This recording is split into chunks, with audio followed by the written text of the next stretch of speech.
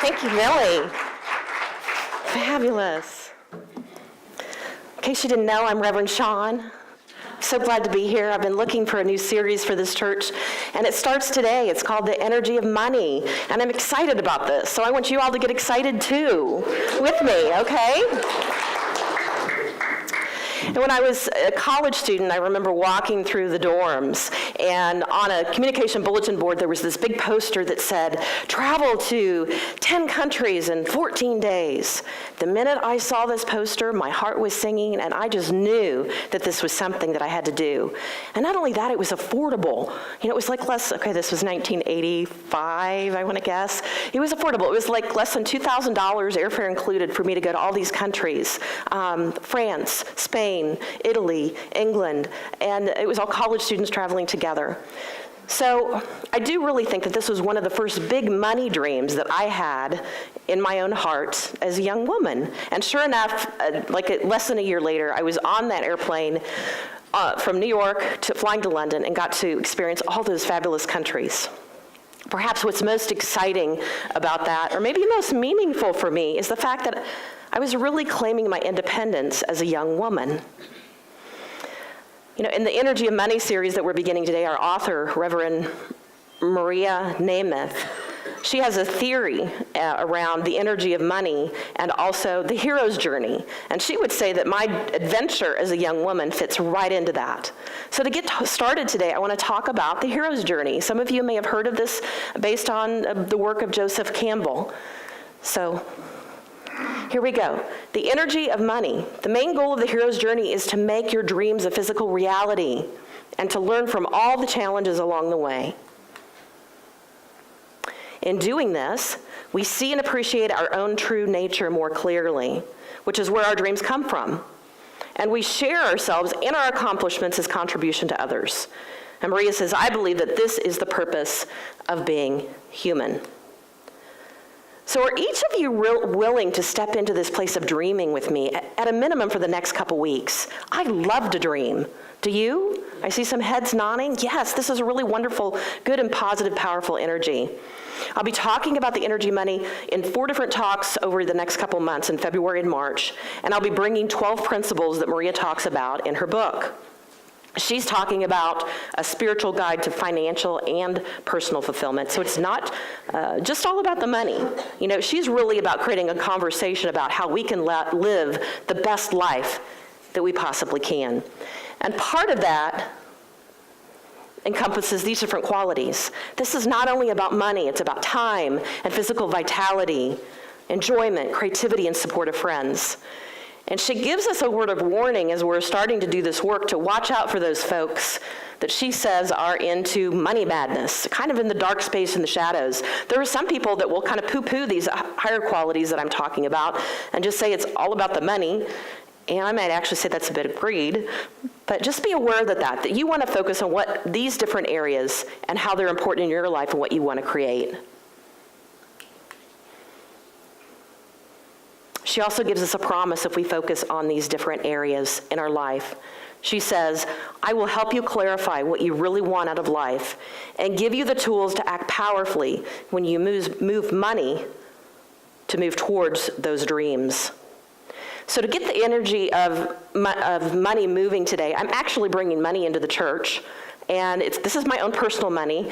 And if you can, Kathy, give that to somebody else and start passing it out. I have a $1 bill that I want everybody to get $1 and hold it in your hand. If you could pass it out as quickly as you can, I'd appreciate it. So we'll keep things moving.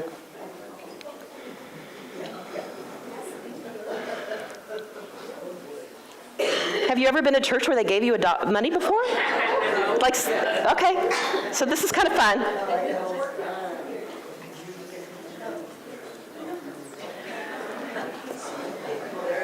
And once you have it in your hand, listen to what your chatter is about the $1 bill. Once you have it in your hand, you can smell it, you can touch it, you can feel it. Yeah, okay, so let's close our eyes and let's listen into what's going on in our mind as we focus on this $1 bill. This is from Maria, and she says, imagine everywhere that this $1 bill has been and everywhere it will be going. Think about the people who have held this dollar bill and what they have used it for. Think of all the people who will hold it in the future and what they will use it for. This bill may find its way into the hands of a mother who needs one more dollar to buy her kids the food that they need. Or it could transport a business person in a taxi on the way to make a deal that will provide jobs to thousands of people. Or it could become part of a down payment on a first home, a car, a dream vacation. So do you sense the energy? The energy of this single dollar can flow from your hands into many people's lives. So just breathe into that. And observe if you're willing to take all of that in. Now, as you open your eyes, I'd like for you to take this one step further. I'm issuing a bit of a challenge, and I'll have some homework for you this week as well. This $1 bill, I want you to take with you today. And I want you to spend it in complete and total joy in some way. Some people actually, when they spend their money, sort of have like, I don't really want to spend this thing, but I want to hold on to it. So this is an exercise in totally releasing and spending the dollar in joy. Okay, now you may need to merge it with a little bit of your own money to do exactly what you want to do, but you may not need to do that. This dollar may be more present than what you really think and what it represents. So you may also be tempted to put it in the offering plate today as it comes around. I don't want you to do that for the very first time, okay? I want you to take it home with you, and I want you to spend it with complete and total joy. Also, I'll let you know that one of our board members, Kathy Pryor, is doing some work with communications on our Facebook page. And so I'm asking her to post a question on our Facebook page at Unity of Lawrence if you want to log in and connect with us. And she'll post a question that just says, how have you spent your dollar in joy? And I would like for those of you that spent your dollar to get online and communicate and share how you did that. And we may even bring some of those stories forward here in the next couple weeks. Okay, so thank you for being willing to participate in that ahead of time. Maria has said in her book, she said, I have found that money is neither spiritual nor non-spiritual. It's simply energy. It is here to be used wisely, consciously, and with enjoyment. Now, Maria's path to fulfillment includes 12 principles, and here is the very first one. Your greatest power is to be willing. This makes total sense to me. You know, this is your ticket to the hero's journey. Nobody is a victim here. Nobody's a martyr. We're stepping forward in free will and saying, yes, I'm willing to engage in this. I'm willing to engage in perhaps buying the book and doing the book study with the church. I'm willing to engage in every single one of these talks that I do about the energy of money and following the process all the way through. Because I'm telling you, consciousness is about shift. And we're starting at the beginning with this. And I expect that after 2 months of us talking about this, there will be a shift, not only individually within each of us, but perhaps even energetically within the entire church. So I'm asking you to be willing to take a step forward and move into this. And note that a principle is not just an action step that you do once, and then it's over. A principle is an ongoing pattern of living. So I'm going to ask you to perhaps create a journal or be willing maybe in your iPhone to take some notes about your thinking in the next few weeks, specifically focusing on money. Any thought that you have about money within a 24-hour period, get out your notes and write it down. Just observe. Don't judge. Just observe whatever it is that you're writing down. This is about becoming conscious to what's really going in your mind and stopping it and being able to see it. And you might want to jot down these questions. These are willing questions that Maria recommends that we contemplate as we're stepping into this place of creating dreams. You know, what do I really want to do with my life? What do I really want to use my money for? And what are the talents that I want to develop? You know, those really are the questions that dreams are made of. And so again, I'm going to ask you, are you willing to dream with me for the next several weeks? I'd like to hear a yes. Yes, yes, you're willing to dream. Thank you. Now, Maria shared in her story, or in her book, a story of a woman named Dorothy, who basically later in life picked up a dream that she had left behind when she was younger. And this woman was 70 years old, so we're never too late to dream. She had wanted to travel and teach English overseas, and she never did that. She had a child who had special needs, and she was busy with other priorities. And then in her 70s, her child had grown to an adult, and she was able to get him the daily care that he needed. And she was able then to move to Sri Lanka, and actually, she was organizing libraries and teaching English as a second language. And once again, she felt fulfilled at age 70. So it's never too late to create these dreams and what makes our heart sing and where we want to move to. Understanding the process of how we turn our dreams into reality is a key part of processing or harnessing that power of money energy that I want to talk about in this series. And Maria jumps right into the book on like page 20, if you have your book with you. There's this diagram, and I'm going to create it here on the slides, about moving from metaphysical reality. We like to talk about metaphysics a lot in Unity. Metaphysical reality to physical reality. And there's a chart, and there's energy that moves through that. And there's some blanks here, and I'm going to fill them in. So we begin at the bottom with this free-flowing energy that we know exists in the universe, and Unity likes to call that substance. Charles Fillmore wrote about substance a lot. That's the energy of spirit that we know exists in the world that we can bring forward within ourselves. The next step is ideas.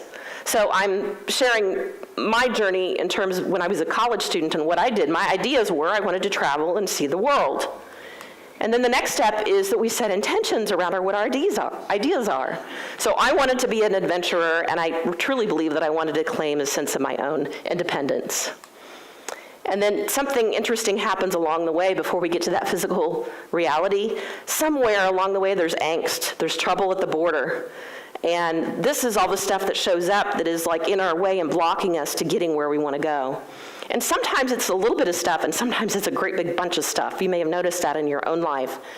She also talks about a term called monkey mind. And this is actually a meditation term, when your thoughts are swinging from one place to the next, and when we meditate, we just want to have a clear mind and be able to focus, hopefully on nothing, if we can.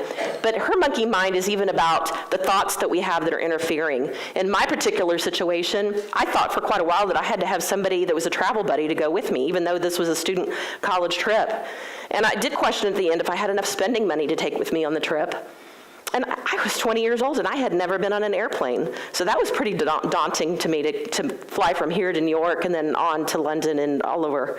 So again, there's things that we have to be willing to let go of as we move in to the new space of fulfilling our dreams. I'll talk a little bit more about monkey mind. Aren't the monkeys cute, though? Monkey mind chatters the most loudly when we threaten to change the status quo. Now this is even if the status quo is something that we want to leave behind. Isn't that interesting? We may be here and we may want to be over here, but there's that chatter that's just like keeping us over in the spot. So we have to be willing to let that go. And again, Maria felt a huge sense of liberation when she realized that this creative idea that leads to trouble at the border, that's in the middle of these two processes of metaphysical and physical reality, this is inevitable. When she realized that this happens every single time, she felt a great sense of liberation, like, wow, there's not something wrong with me. This is just part of the process. And that I can even be gentle with myself and love myself while I'm stepping into something new. So Maria does coach a great number of people about the idea of money and the energy of money. And over the years, she's created a coaching model on how to help people move forward in this space of getting from where they are to where they want to go. And so this is very quickly the coaching model. There's a step one, was just being willing to look at exactly what's going on. But even beyond just looking, you have to be able to see. So if you're seeing, you're actually noticing patterns of behavior that exist within you. For instance, if you have a checkbook these days, it's maybe not too many people write checks anymore, but if you have a checkbook, are you willing to look at it? And then are you willing to acknowledge if you haven't balanced it? So being clear about what is going on, then the next step would be to actually be able to tell the truth. And she says, so the difference between honesty and telling the truth. Honesty would say, I feel guilty about spending so much money at the mall today. Whereas with truth, we're just getting to the facts. So here are the facts. I spent $45 on a scarf, $50 on a blouse, $10 for lunch, and that was actually $50 more than I said I would. So do you hear the difference in how you're speaking? The first one is more judgmental. The second one is just the facts. Once we leave all the opinions and judgments behind, we can focus on the facts, and that gives us the ability to be clear about where we want to go and have an ability to move forward. That leads us to taking authentic action. And this is about cleaning up any kind of mess that you may have going on, for instance, any credit card debt. And authentic action will certainly take you closer to your goal. Now be aware, in our society today, there's a lot of little busy bees running around. And a lot of this is energy-driven behavior. But be aware that it may look like there's a lot of stuff going on, but nothing may be accomplished. So be clear about your energy and where you're spending your energy, and is it in fact authentically moving you closer to the goal that you've created? I'll give you, for instance, in my trip to Europe, initially, when I said, well, I wanted to go, it was a yes for me. I started asking my friends, and a lot of people wanted to go, but they had all kinds of excuses, basically, on why they couldn't go. And so for a while, I was like, and then I realized eventually, I could go by myself. This is a college trip. I'm going to meet other college students, and I'll make friends along the way. And that's exactly what I did. So there was a feeling of liberation once I let go of the idea that I had to have a travel buddy, and I could go out on my own. So the next principle is, your integrity and intentions harness the energy of money. Let's start with integrity.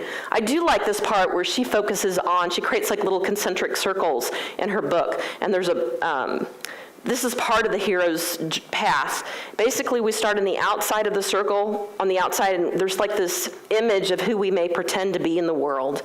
And then we move to the inside, and it's who we are afraid maybe that we are. And then as we get to the core inner part of that circle, this is really where the integrity resides. This is who we really are at our core. So the question is how do we get there? One of the easiest ways that I've discovered how to do this, and we'll be doing some of this in the book study today, or you could do it on your own, is, actually I don't want to share that quite yet. In the book, she asks us to make a list of the people that you really admire in the world. These can be people that you do know or that you don't know. Anybody that you admire, at least 10. And then next to those names, you write down the qualities that you do admire about them. What is it about these people that are so important to you? And then once you arrive at that, you can narrow down your list to about maybe 5 or 6 qualities. And those are the qualities that are really about your own integrity. So I did this exercise several years ago, and this is what I came up with. These are my standards of integrity. I really admire people where their true self shines through. I admire pioneering people. I admire many spiritual teachers. I admire people that have a catalyst for positive change within their DNA in some form. And I also appreciate leaders. So is it no surprise that I would be a Unity minister today? That is some of what came out of this exercise when I did it. And there's an acknowledgement that these standards of integrity are like a compass point. They can even tell us where we want to go. They can seal energy leaks by taking care of unfinished business that we may have. They can clean up behavior that does not reflect who we are any longer. And you can even practice virtue by demonstrating your standards in the moment. For instance, if there's any time in my life when I'm in a position where I'm like, well, I'm not sure how to respond to that, there's this inner shift that goes on within me that I can get clear in the moment, and I can ask myself this question, how would a pioneering spiritual teacher that is a leader and a catalyst for positive change respond in this situation? And it is amazing how easily this works. It's sometimes just breathing and being quiet and listening in before one responds. So once we acknowledge what our own integrity is, then we get to move to our intentions. A direction, aim, or purpose that comes from deep within you. It's the living spirit behind your goals and dreams. Pure, focused energy, I love that. And passion.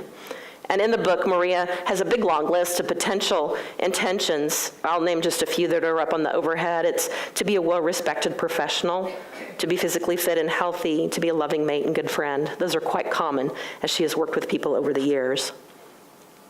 But sometimes we do know what our intentions are, but frankly, sometimes We don't know that at all.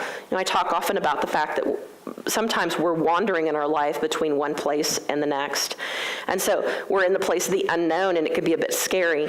So that is the time when I often do an activity that helps me to get unstuck, which is actually creating vision boards. And I brought one of those with me today, and I actually took a picture of this in the overhead so you can maybe see it a little bit closer. This is one of the vision boards that I created several years ago. And I'll have to share, I started this many years ago, and they've gotten better over the years. There's kind of a knack that seems to flow with it. But what's interesting to me about this is there was couple time down here. There's some tapestry here. It's about living your life out loud. My intention is in the middle, about to be expressive. And notice it's in the shape of a pyramid, and there's even kind of a Hispanic woman that ended up on the top. And what I also really like is the little pink boxing gloves over in the corner. So I'll share more about that in a minute. And I'll even move this in just a little bit so you can see a little bit closer, and you can look at this later if you want. But what's powerful for me in this is what came out of the vision board, and that is that my husband and I actually ended up going on a trip to Mexico. And so we went, if I can say this right, Teotihuacan, I'm close, Mexico, which is outside Mexico City. And this is the pyramid of the sun. Remember the sun that showed up on my pyramid that I had created? And something else that happened while we were on this trip is that I did a fire walk for the first time. This is actually the fire that was burning, and once it burned down, the coals were all over the grass, and we actually walked barefooted across the coals without any burns. So we did this several times. And the most powerful thing, I think, for me that came out of this trip, so I want to go back to the little pink boxing gloves, I connected with a sense of my feminine power. And I've gone through stages of this in my life, but I connected with a sense of feminine power that was greater than I had ever experienced before. And that came out of the vision board, and that came out of my trip that took me to Teo. And I came back, I think, actually a completely new person. So when people talk about vision boards, don't poo-poo that idea. They can indeed be very, very powerful. It was Yogananda that said, whatever your powerful mind believes very intensely, instantly comes to pass. Now, I do want to give everybody permission to dream for many weeks here. I'm going to share the third principle, but you don't have to jump into it right yet if you're not ready. And that the third principle is goals. A lot of times when people talk about goals, it's like, oh, really? Do I have to set goals again? There's like no energy in it. Nobody wants to do it. There's like this thought of, fortitude, strength, perseverance, and even maybe having sort of a set jaw. I've got to do this.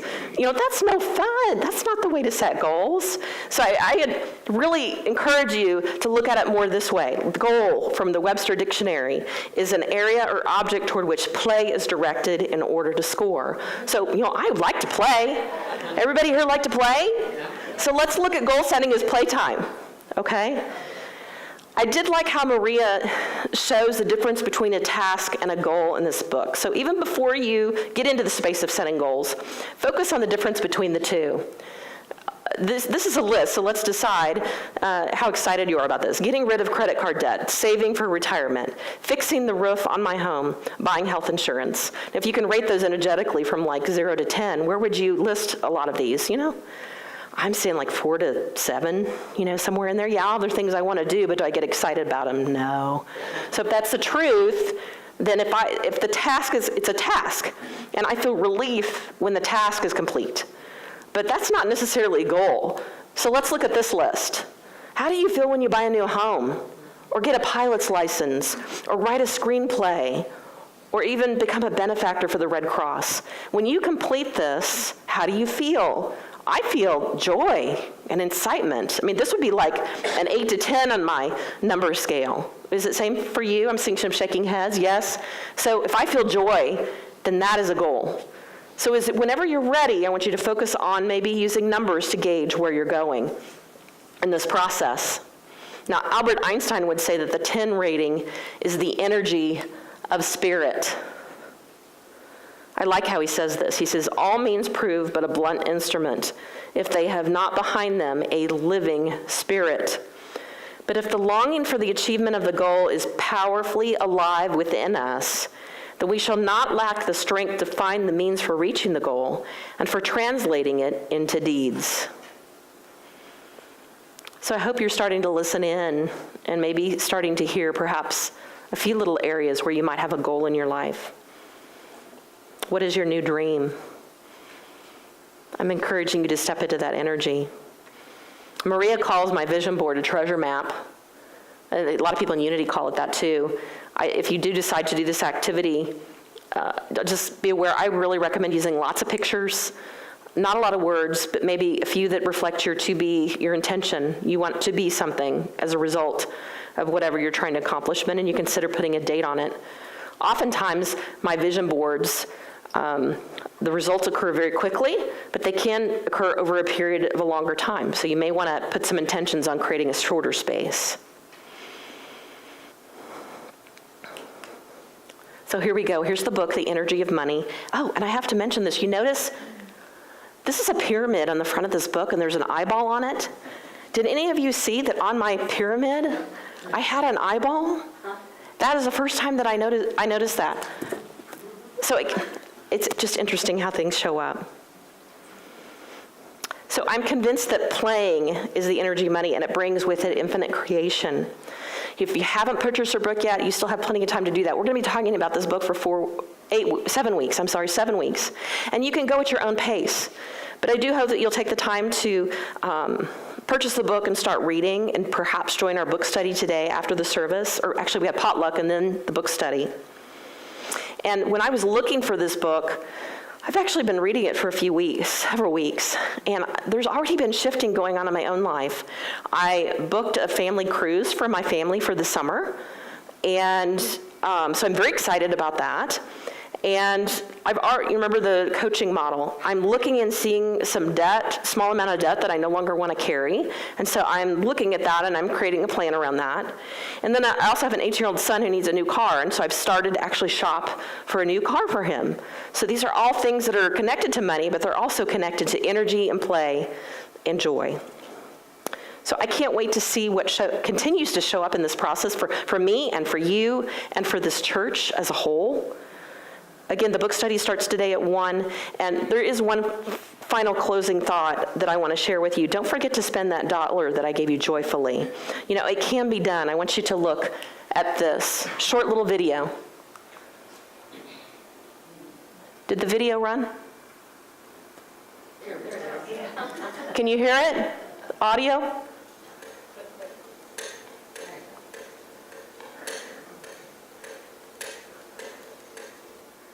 Okay, so the story behind this is my youngest son gave me this for Christmas. It was one of my gifts a couple years ago. I actually completely love this little flower and little bumblebee that sit in my office window. In the afternoon, the sun comes around the house, and it lights up the sensors, and it starts swinging and dancing. Every single time, it was $1. He bought it for $1 at the dollar store. Every single day when I'm working in my office, I hear this, and I'm like, oh, I feel this sense of joy and delight. Again, that I was given this gift, and it's so simple and sweet. So as you spend your $1, I hope you have that experience as well, and you can get that sense of joy and bring that into your life. Thank you for listening. Have a great week.